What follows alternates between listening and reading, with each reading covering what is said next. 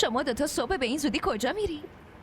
خونه دوست داییت. اونا برات خواستگار پیدا کردن. به راننده تاکسی گفتم منتظر بمونه، اون تو رو از دانشگاه برمیگردونه.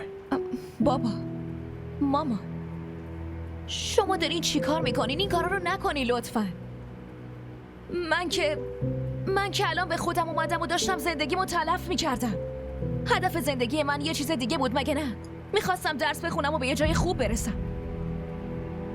من برای خودم ناراحت میشم.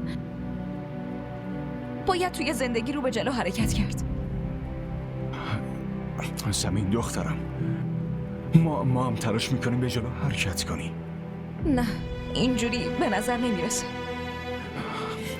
سمین دخترم، من خودمو مقصر بدونم یا یکی دیگر رو. سمین دخترم،